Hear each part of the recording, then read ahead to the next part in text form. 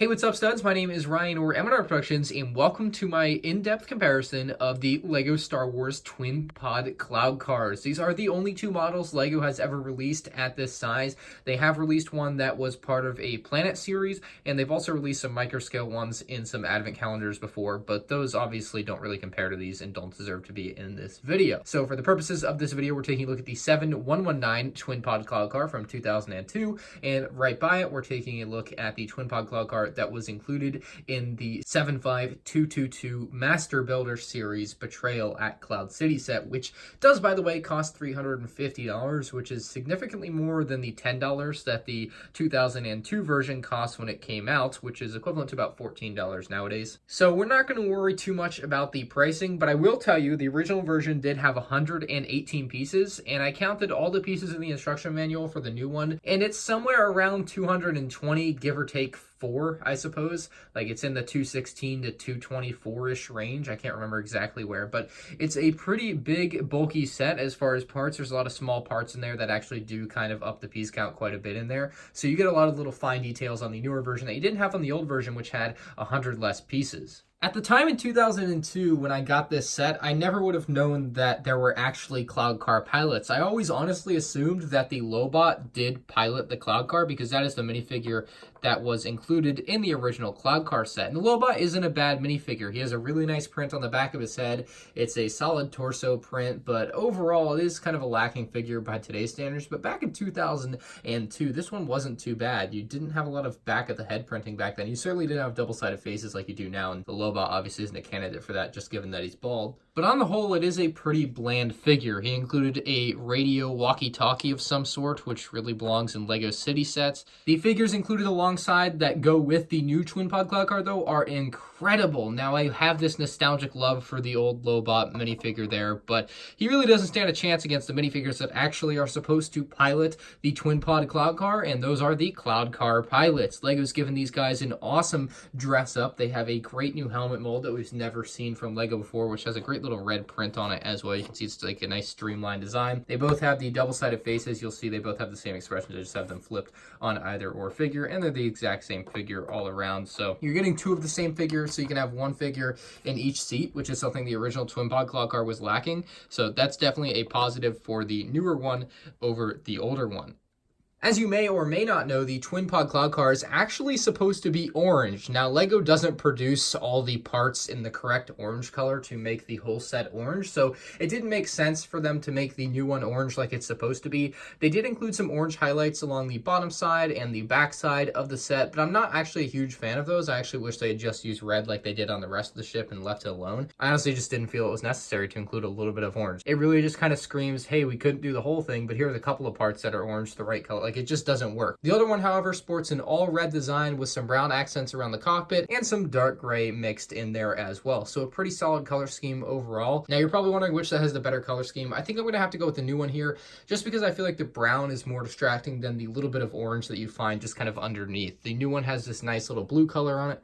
The new one has nice grays and light grays, and it just kind of works all together very well, as opposed to the old one where the brown really sticks out, and then you kind of have this dark gray kind of mixed in the middle there as well for no reason. Like, it just doesn't fit with the ship. So you can see the newer Twin Pod Cloud Car really recreates the whole idea of the whole thing being one color a little bit better than the old one did. Now let's go ahead and talk about the cockpits on both ships. They both have identical cockpits on both the left and the right, so you're not going to find any differences between the two. So we'll just take a look at one side here. You open it up. They're just kind of opposites, if that makes sense. So they open up on opposite sides, but opens right up. You're going to find a little control panel in there, as well as some dust, and you can see that the Lobot minifigure is going to go into a seated position, and he's just going to fit right in there on the two studs there. I also really like, I will note that they have the little grill piece there. I love when LEGO does this because it makes it a lot easier to get your minifigure out of a seating area if they aren't connected by all four studs. It really does help. It really means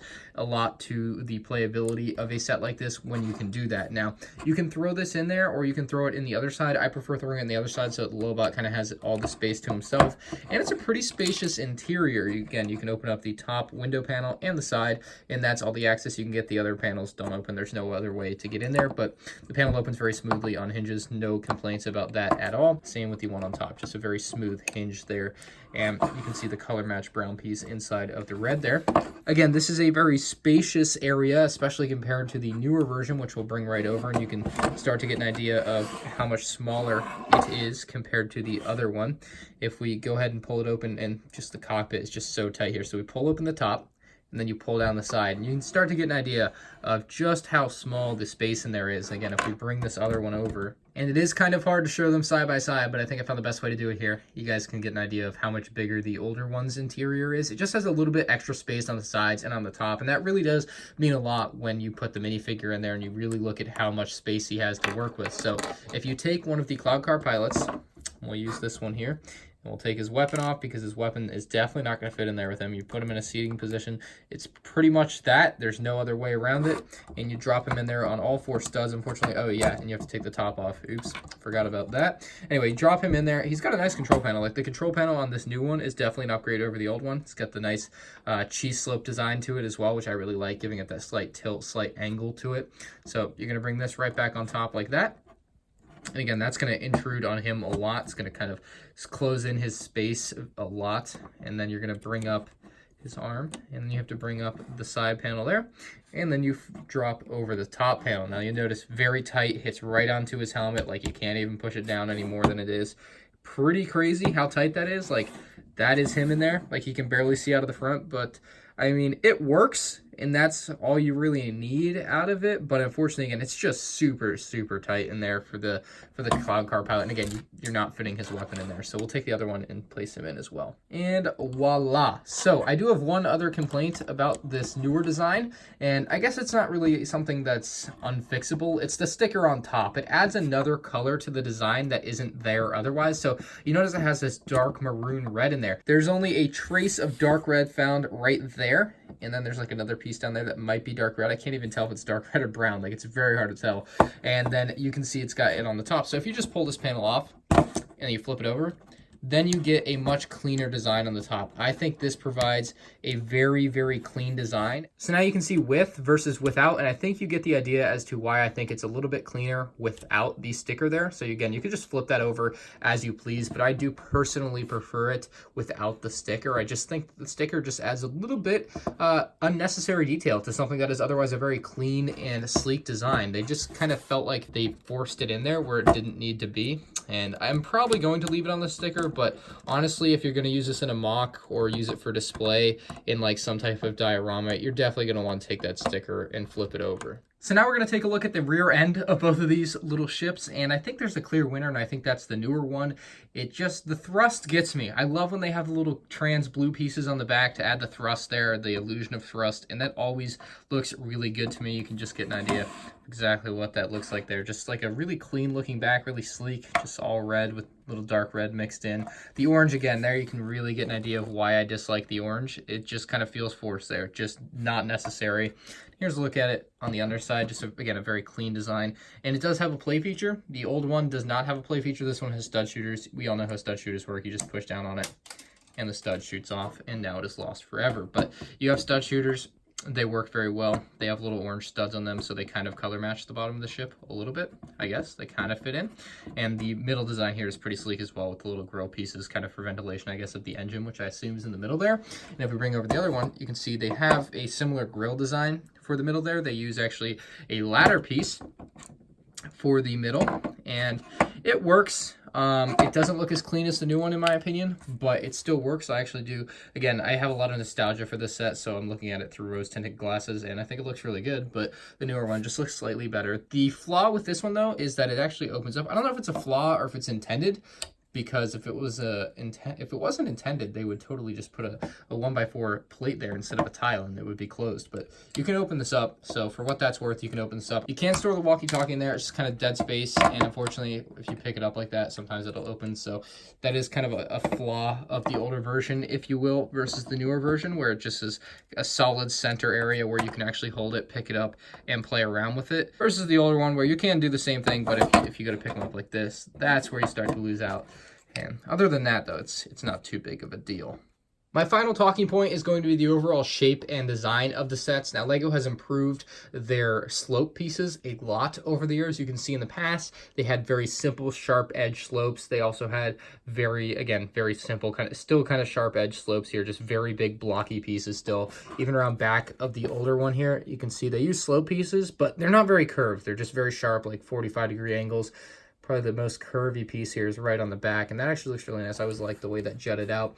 But with the newer version, they were able to get a lot more curvy pieces on there. There is a lot more smaller, intricate pieces that work their way into the design to create a very nice overall shape to the set. Just so many different little curvy pieces on this set that have much nicer gradients or slopes to them, unlike the older version, where it's just a lot sharper. Now, I do like this for the fact that it lines up perfectly, like it doesn't have this little gap here.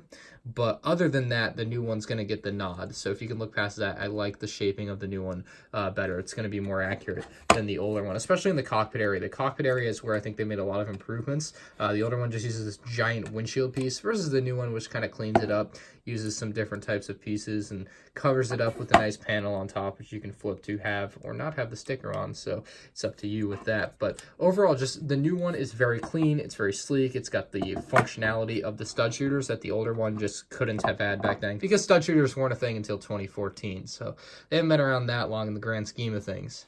Anyway, the final verdict is that the new one is a lot better. The only problem is that it comes in a set that costs $350. Now, while it's only about 220 pieces, which would be about a $20 set today, I wouldn't mind paying 20 bucks for that.